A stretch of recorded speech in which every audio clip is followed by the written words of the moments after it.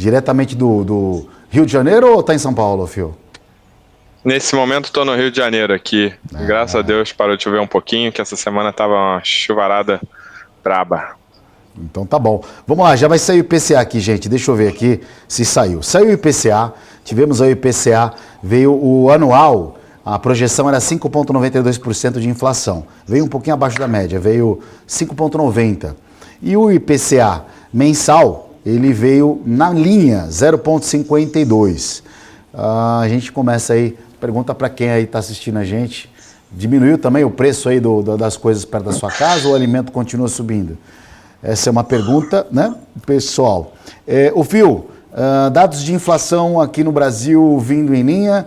Daqui a pouco, 10h30, tem um dado importantíssimo de inflação lá nos Estados Unidos, né?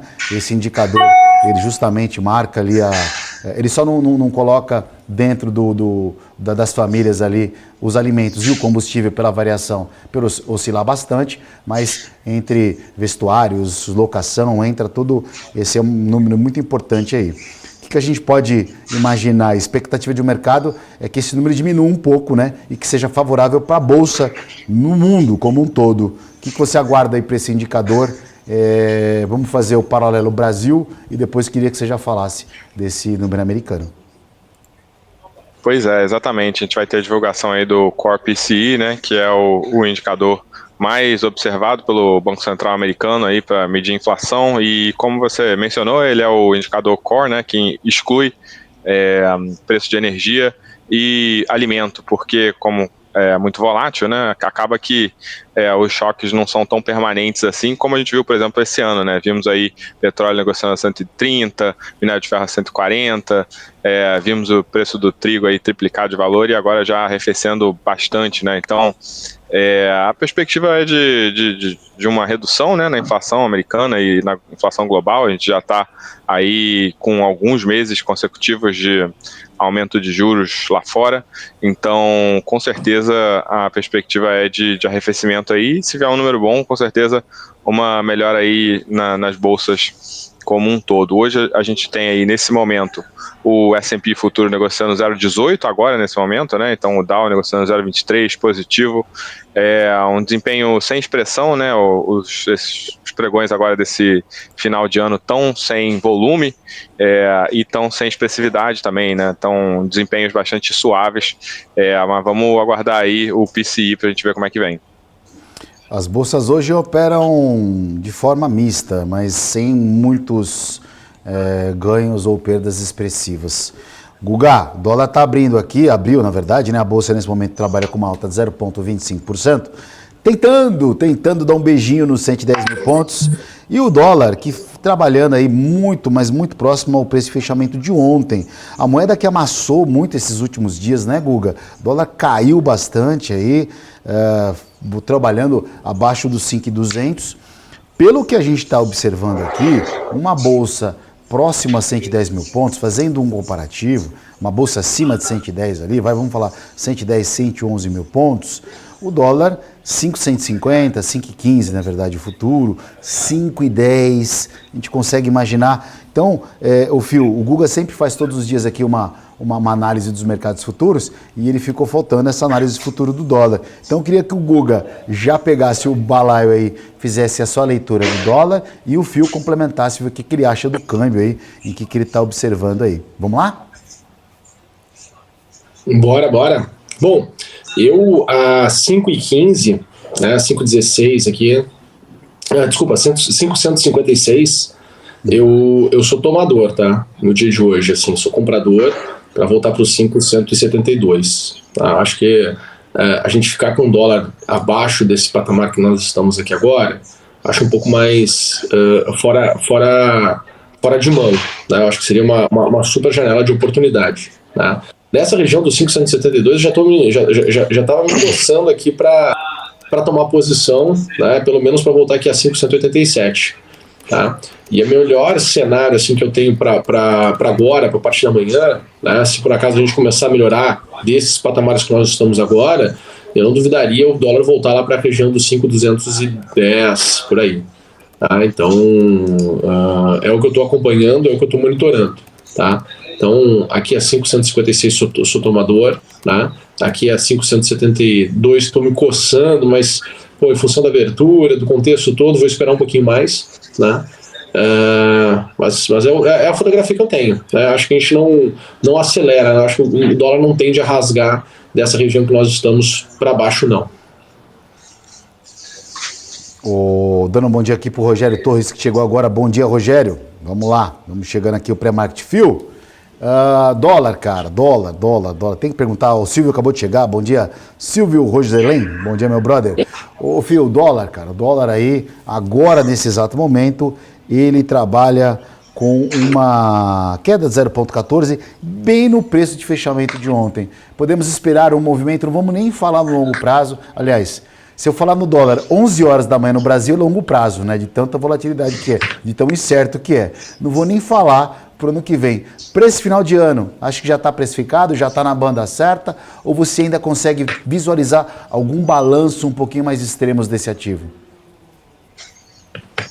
Eu acho que a gente já teve muita surpresa aí em termos de perspectiva de governo, né, e muita volatilidade no dólar, como você bem mencionou. Agora, no final do ano, os mercados são menos líquidos, né, a gente tem muita gente saindo de férias, muita gente saindo do mercado aí, operando menos, então eu acredito que o dólar deve se manter aí nessa banda mesmo até o final do ano. Não tem muitas notícias, assim, claro que se tiver uma notícia muito alta vai repercutir, mas ao longo desse ano a gente já viu aí o dólar operando a patamares bastante superiores aí e acompanhando as notícias aí a gente viu saída de reais, né, por parte do investidor nacional. A gente viu aí Avenue batendo recorde de investimento, né, de saída de reais para os Estados Unidos e entrada de recursos aí por parte do investidor estrangeiro. Então, acredito que essa tendência aí pode se perpetuar para as próximas semanas, mas como a gente viu, né, o saldo foi positivo, né, a gente teve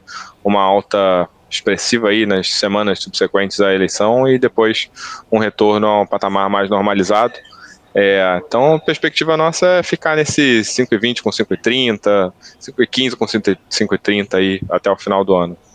O Boletim Focus estava dando no final do ano 5,25, né? Então, pelo Boletim Focus aí, um pouquinho mais acima o dólar aí. Então, por isso que o Guga, você deu esse call aí, esse call não, né? Você deu essa... Porque aqui fica dando informação, a ideia, na verdade, nossa aqui no programa não é dar call. Nosso programa é informar a pessoa, tudo. É claro, se puder ajudar com um bisuzinho, né, do Guga, daquele, opa, vai ali e tal. Mas assim, o intuito nosso aqui realmente é informar de mercado. E o Guga realmente é muito, muito assertivo aí nos pontos em que ele fala. Parece que ele meio que é Nostradamus aí. Ele fala, o negócio estaciona lá, ou vai buscar. A gente está, você que sintonizou agora aqui, a gente está no pré-market com o Phil Soares aqui, que é da Orama Investimentos, né? A gente já falou do IPCA que saiu aí, o IPCA anual veio um pouquinho abaixo da expectativa, mas bem pouquinho, não muito para animar a inflação, mas 5,90. A inflação, pela equipe econômica que está entregando bastão, está dentro dos parâmetros, dentro da meta, embora aí os juros a 13,75% ao ano, né?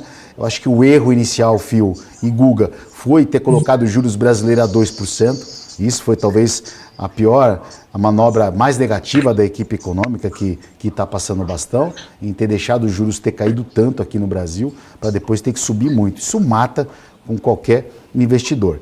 Por falar nisso, em subir e cair, pergunta para o Phil. Não teremos privatização, não teremos aí um governo focado em privatizar. Márcio França, por exemplo, já disse que aeroportos para o Porto de Santos já está praticamente sacramentado que não vai fazer nada. A gente tem Petrobras, algumas outras empresas que poderiam ter recursos aí numa privatização. Como você, Phil, está enxergando aí esses ativos aí para os próximos anos, né? Devemos ter uma Petro patinando, devemos ter empresas, principalmente essas estatais que seriam privatizadas, patinando para os próximos 4 anos, ou não, o mercado vai aí, porque a Bolsa Brasileira está cara, o Brasil está de graça, e de qualquer forma vai na raça. Primeiramente, acho que teremos privatização sim, né? A gente não vai ter privatização das federais, mas a gente já teve aí Copel anunciando estudo para privatizar, subiu bastante ali no dia, CEMIG também está em conversas nessa direção, a gente teve agora, nessa semana mesmo, né, a Corsan sendo arrematada pela AGEA e a gente não vai ter privatização das federais, mas estaduais estão a todo vapor aí na privatização. Então, isso é uma notícia boa, né? Agora, acerca de Petrobras e de Banco do Brasil, né, que são hoje as duas mais relevantes federais, primeiramente que a gente já não ia ter privatização dessas duas empresas, mesmo se tivesse com a perspectiva aí do Bolsonaro em 2024, porque o próprio presidente já tinha se comunicado em relação a isso, né? Essas empresas aí têm um perfil estratégico um pouco diferenciado e ele não estava com a intenção de fazer isso. Então, isso aí já não ia acontecer. E a nossa perspectiva aqui para Banco do Brasil e Petrobras é uma perspectiva de possível deterioração. A gente não tem recomendado entrada nesses ativos, né? A gente já, inclusive, colocou um relatório no dia 23 de novembro, dando venda na Petrobras, listando alguns exemplos, né, de má gestão que a gente teve ali ao longo de 2014, 2015, e a nossa perspectiva é de que muito disso deve vir aí, né, especialmente depois das comunicações mais recentes que a gente teve do governo que vai assumir agora. Então, a gente não está recomendando entrada, tá? É claro que Petrobras e Banco do Brasil são duas empresas que estão super baratas na Bolsa, mas se você observar, por exemplo, eu gosto do exemplo do Banco do Brasil, que hoje está operando com o ROI, né, o retorno sobre patrimônio líquido acima de 20, e na época ali do governo do PT operava com ROI na casa de 8, 10%, que é abaixo de todos os privados aí que a gente tem. Então, é muito fácil, né, você colocar essas empresas para operar com lucro, se você preparar elas, se você colocar uma gestão profissionalizada, uma gestão orientada aí para resultado, e o contrário também se aplica, né? Então, a gente está com a perspectiva de deterioração e de probabilidade de deterioração, né? Mesmo que não venha a acontecer, a gente prefere ficar de fora e recomendar aos nossos clientes que fiquem de fora, né? Para evitar esse risco que nós vemos como bastante possível aqui na hora, mano.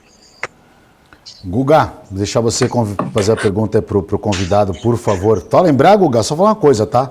Você falou dólar nos 56 ali.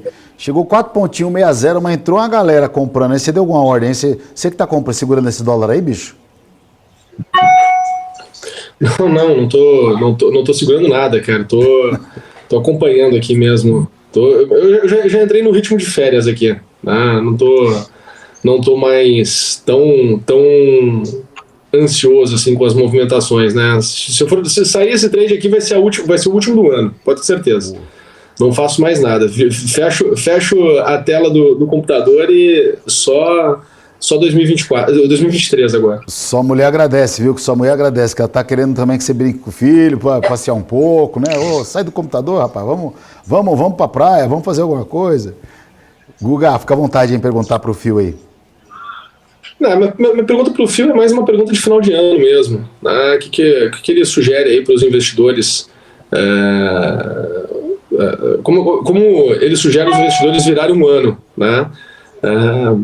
Se esses níveis de preço são de fato interessantes, o pessoal que está com dúvida se zera suas posições, né? Até porque, querendo ou não, quem tá no prejuízo sempre tem um pouco mais de dificuldade de zerar suas posições, né? Mas também entender que vai ter um benefício depois fiscal, né? Mesmo que tu tenha um prejuízo, depois tu pode compensar com lucros no futuro na bolsa, enfim. O que é que tu deixa aí de mensagem para a turma nesse final de ano, né? Para que possa ter uma virada de ano mais tranquila, que possa aproveitar melhor também esse período que, querendo ou não, se dá uma desacelerada, né? Para começar aí o ano de 2023 com uma cabeça renovada. Olha, vamos lá, né? A gente tem juros que hoje está 13,75, né? É muito difícil bater alguma coisa nesse patamar. E, em paralelo, a gente tem uma experiência aí nos últimos anos de gestão do atual governo que vai entrar agora, né? Que teve consequências muito ruins para a Bolsa, né? Então, mencionando um exemplo aqui, falando do Ibovespa, o Ibovespa entre 2010 e 2015 só teve praticamente anos de queda, né? Uma linha reta aí para baixo e a gente não está otimista não, especialmente com essas declarações aí que têm sido feitas, né? Então, a gente está com um patamar de juros muito favorável, muito interessante, né? O Brasil sempre teve patamar de juros alto e uma questão fiscal bastante dúbia, né? Então, a gente está num Brasil comum que a gente conhece, tá? Então, a gente recomenda a bolsa sim, mas só ativos muito premium, a gente tem muita coisa boa a preço razoável na bolsa nesse momento, tá? Mas o destaque mesmo, na nossa opinião, é a renda fixa, tá? Então a bolsa tá muito volátil, tá tudo muito barato sim, mas a gente não vê trigger para melhorar, muito pelo contrário, a gente vê muita possibilidade aí de acontecer eventos que possam vir a piorar o pricing da bolsa, né? E a maioria deles relacionado à política fiscal e à política econômica aí do governo que está vindo. Então, nossa perspectiva é nessa linha, assim, de maneira geral, tá tudo muito barato, é verdade, mas a gente não está muito otimista para ano que vem, não. Muito bem, você que sintonizou agora, a gente está conversando com o Phil Soares da Orma Investimentos e dá um overview de mercado. Dólar aí com uma quedinha, uma leve quedinha aqui, o dólar com uma queda de 0,28% nesse momento. E o índice Nunes, nosso índice, nossa bolsa, com uma alta de 0,06%. Lembramos que tivemos o IPCA, um dos principais medidores da inflação, falei rápido aqui, os principais medidores da inflação, veio em linha, tanto o anual quanto o mensal, o anual veio um pouquinho abaixo da expectativa e teremos um dado importante hoje, o mais importante da semana, para sair às 10h30, horário de Brasília. Última pergunta para o Phil. Phil, você enxerga aí, você passou para nós essa sua cautela em relação à renda variável. Agora,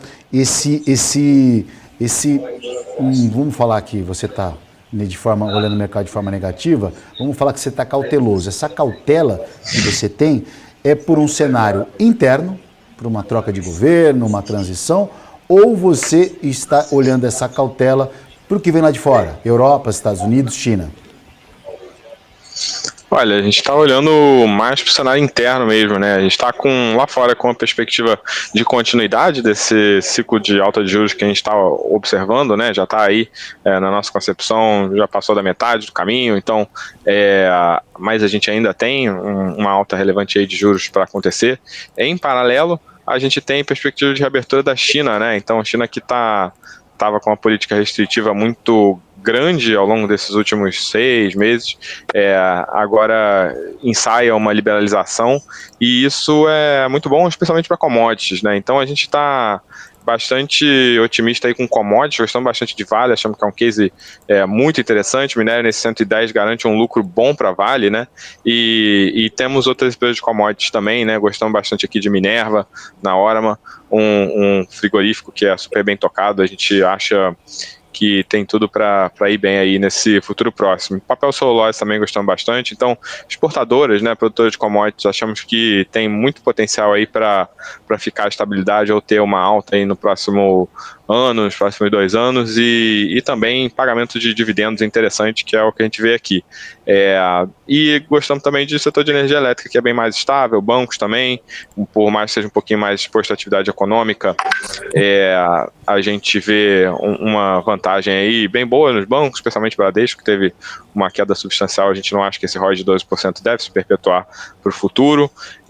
Então temos coisa boa aí para comprar na bolsa, sim, é só ser bastante seletivo em relação ao setor, ficar no que é menos volátil aí, com risco de negócio um pouco menor, né? Porque política heterodoxa muito focada ali em setores, a gente teme pelo macro, mas também tememos pelo micro, né? Então, um bom exemplo aí foi durante a política de controle de preço de gasolina, por exemplo, né? Acabou pressionando o álcool e aí acabou prejudicando o resultado da Cosan. Então, esse tipo de política tem resultados indiretos muito imprevisíveis e a gente vê a possibilidade disso acontecer. Agora, a exportadora, né, por mais que a gente tenha mudanças na política interna, né, para o exportador ir mal, a gente teria que ter uma mudança na política de exportação e aí a gente acha isso menos provável.